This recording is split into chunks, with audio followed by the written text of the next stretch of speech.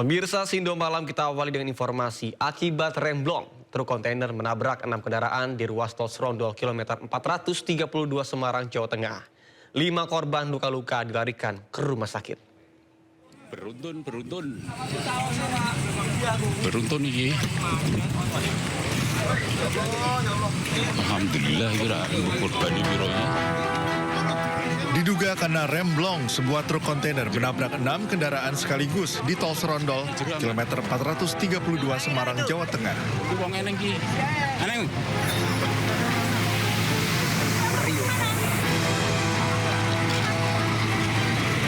Kejadian ini membuat arus lalu lintas terhambat. Para pengendara lain dan warga sekitar pun berupaya melakukan pertolongan untuk para korban. Bek, uye ini. Rambut, bos. Rambut. Biar. Kejadian bermula saat truk kontainer yang diduga mengalami remblong melaju dari arah Banyumanik Semarang menuju tol Gayam Sari menabrak kendaraan di depannya, lalu kembali menabrak 5 kendaraan lain. 5 korban dibawa ke RSUP Dr. Karyadi Semarang, 1 diantaranya menderita luka berat. Seluruh kendaraan yang terlibat kecelakaan segera dievakuasi dengan alat berat agar tak mengganggu arus lalu lintas. Dengan lagi di jalur kiri. Di jalur terlambat. Terus jangan semua tunggu. Terus baru gue kaget. Kok malam lah ternyata terjadi liu. Rok. Itu dengan terdorong dari ini ya. Baik sampai itu depan saya nggak ada kendaraan lain. Terus Pihak kepolisian terus melakukan penyelidikan atas kasus kecelakaan ini dengan memeriksa sopir truk serta melakukan pendataan terhadap para korban. Dari Semarang, Jawa Tengah, Andrea Prianto, iNews melaporkan. Seorang pemotor tewas usai tertabrak bus Transjakarta di ruas Jalan Raya Tubagus, Angke, Grogol, Petamburan, Jakarta Barat. Diduga korban gagal menyalip hingga bersenggolan dengan trotoar dan jatuh di bawah kolong bus Transjakarta.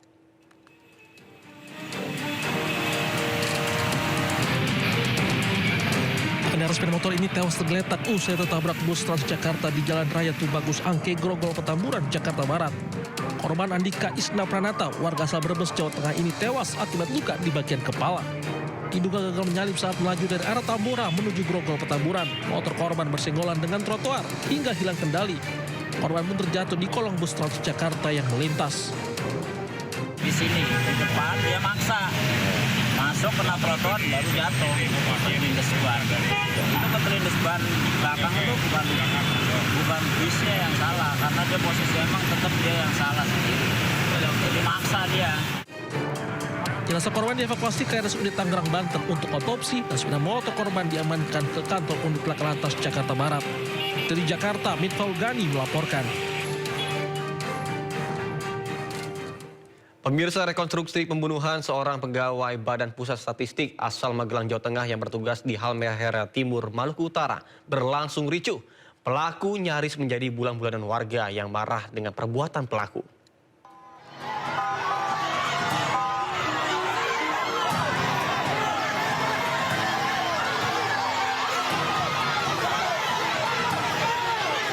Saat tiba di lokasi rekonstruksi yang merupakan tempat kejadian perkara pembunuhan, mobil yang membawa pelaku sempat dihampiri ratusan warga.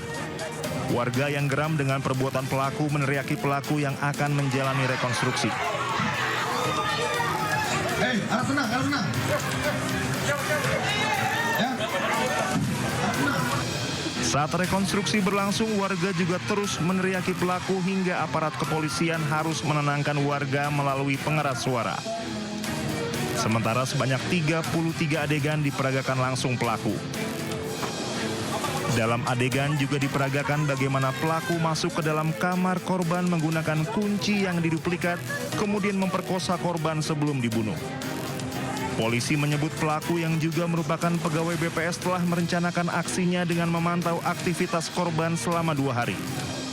Polisi juga mengungkap motif pelaku membunuh korban karena sakit hati tidak diberi pinjaman uang untuk membayar hutang pinjaman online serta bermain judi online. sekitar lebih 3 adegan. Nah, 2 adegan itu untuk mensinkronkan dengan keterangan dari pelaku dan memperjelas dalam nanti pembuktian dalam penyidikan. Sebelumnya, polisi menangkap pelaku yang terancam hukuman mati ini usai menggelar resepsi pernikahan dengan kekasihnya yang juga pegawai BPS dan anak salah satu lurah di Ternate. Polisi terus mengembangkan kasus pembunuhan ini dan tidak menutup adanya pelaku lain. Dari Ternate, Maluku Utara, Ismail Sangaji, iNews melaporkan. Sementara seorang wanita di Kabupaten Merangin, Jambi tewas dianiaya suaminya di kebun kopi. Usai membunuh istrinya, pelaku berupaya mengakhiri hidupnya namun digagalkan oleh warga.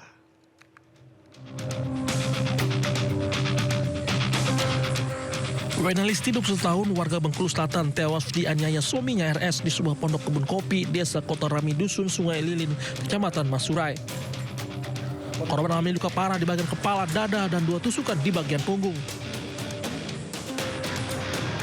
Usai aniaya istrinya, pelaku coba mengakhiri hidupnya, namun berhasil digagalkan warga sekitar. Pelaku dan polisi terluka dan tak sadarkan diri langsung dibawa polisi ke RSUD Kolonel Abu Jani Bangko untuk dirawat. Polisi kini masih mendalami motif pelaku dan melakukan olah TKP dan minta keterangan sejumlah saksi. Bahwasanya pelaku mengakui telah melakukan pembunuhan dengan cara memukul kepala istrinya. Namun kita akan dalami apa motifnya dan apakah ada keterlibatan dari orang lain atau tidak. Jenazah korban telah dibawa pihak keluarga untuk dimakamkan di kampung halamannya. Kasus ini telah ditangani pihak kepolisian. Dari Kabupaten Merangin, Provinsi Jambi, Sarfandi, iNews melaporkan. Berawal dari perkelahian, seorang bocah sekolah dasar tega menganiaya teman sekolahnya hingga tewas di Musirawa, Sumatera Selatan. Korban dilarikan keluarga ke puskesmas, namun nyawanya tidak selamat.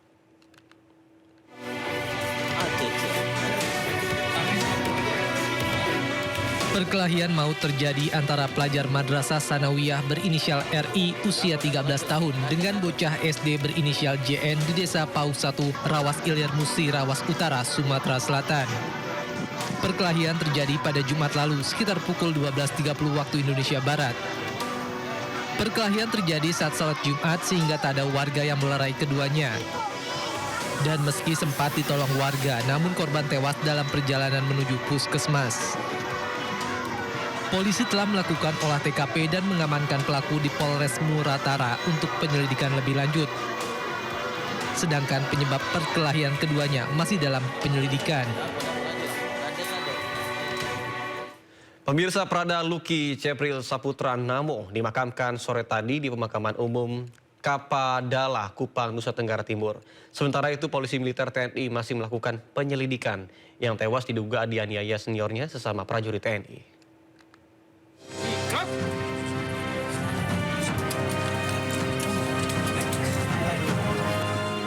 Jenazah Prada Luki Cepril Saputra Namo diserahkan ke TNI untuk dimakamkan secara militer.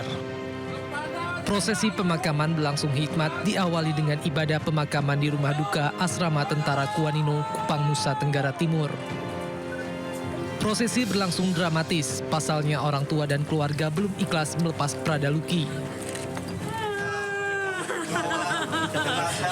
Sebelumnya, ayah Prada Luki tak kuasa menahan emosi saat mengetahui putra kebanggaannya tewas secara tak wajar.